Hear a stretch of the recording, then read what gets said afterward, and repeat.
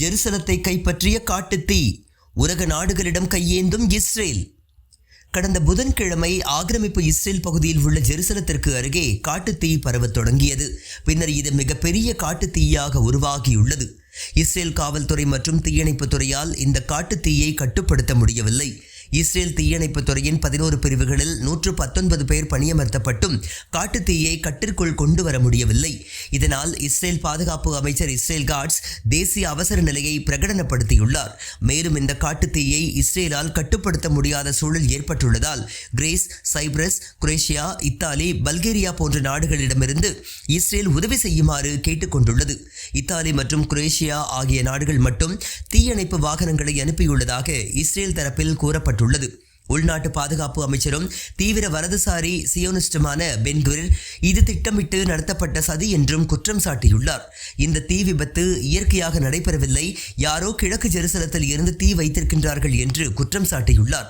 ஆனால் இவரது குற்றச்சாட்டை நிரூபிக்கும் வகையில் எந்த ஒரு ஆதாரத்தையும் இஸ்ரேல் காவல்துறையால் கொடுக்க முடியவில்லை.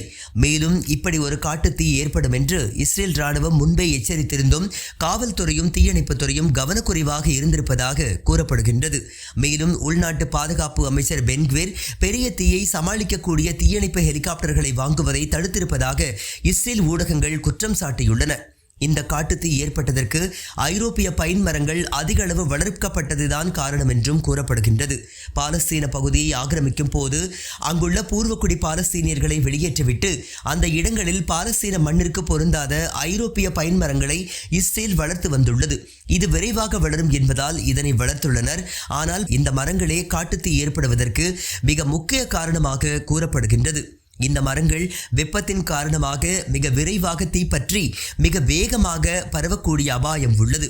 இந்த காட்டுத்தீயால் இஸ்ரேலுக்கு $100 மில்லியன் மேல் இழப்பு ஏற்பட்டிருக்கலாம் என்று கணிக்கப்பட்டுள்ளது.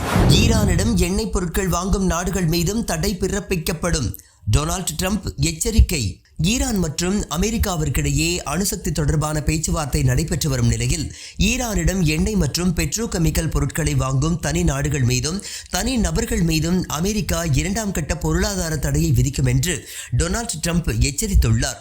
இந்த எச்சரிப்பை தனது சமூக வலைதளமான ட்ரூத் சோஷியலில் டொனால்ட் ட்ரம்ப் வெளியிட்டுள்ளார். இஸ்ரேல் மீது ஏமன் நடத்திய தாக்குதல் வெற்றிகரமாக இலக்குகளை அடைந்திருப்பதாக அறிவிப்பு. இஸ்ரேலில் உள்ள ரமட் டேவிட் ராணுவ விமான ஏவுதளத்தை குறிவைத்து ஏமன் ராணுவ படை பாலஸ்தீன் 2 என்ற ஹைப்பர்சோனிக் ஏவுகணைகளை கொண்டு தாக்குதல் நடத்தியிருப்பதாக ஏமன் ராணுவ செய்தி தொடர்பாளர் யஹ்யா சாரி அறிவித்துள்ளார். இந்த தாக்குதல் வெற்றிகரமாக இலக்குகளை அடைந்திருப்பதாகவும் கூறியிருக்கின்றார்.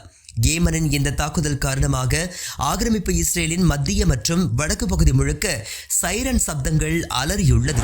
சிரிய அதிபர் மாளிகை அருகே இஸ்ரேல் தாக்குதல். ட்ரூஸ் இன மக்கள் மீது சிரிய பாதுகாப்பு படை தாக்குதல் நடத்தியிருப்பதால் அதற்கு எதிர்வினையாக சிரிய அதிபர் மாளிகைக்கு அருகே இஸ்ரேல் தாக்குதல் நடத்தியதாக இஸ்ரேல் பாதுகாப்பு அமைச்சர் இஸ்ரேல் காட்ஸ் கூறியிருக்கின்றார். ட்ரூஸ் இன மக்கள் என்பவர்கள் ட்ரூஸ் எனும் மதத்தை பின்பற்றுகின்றனர்.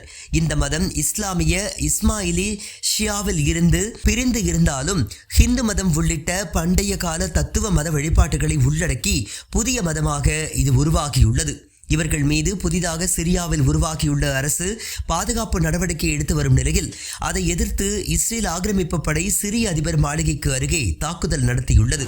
காசாவில் இன்று ஒரு நாள் மட்டும் 35 பாலஸ்தீனியர்களை இஸ்ரேல் ஆக்கிரமிப்பு படை தாக்குதல் நடத்தி கொலை செய்துள்ளது. இதில் ஒரு தாக்குதலில் ஒரே குடும்பத்தைச் சேர்ந்த 9 பேர் பரிதாபமாக பலியாகியுள்ளனர். இதன் மூலம் காசா போர் தொடங்கியதில் இருந்து இதுவரை 52,418 பாலஸ்தீனியர்கள் கொல்லப்பட்டுள்ளனர்.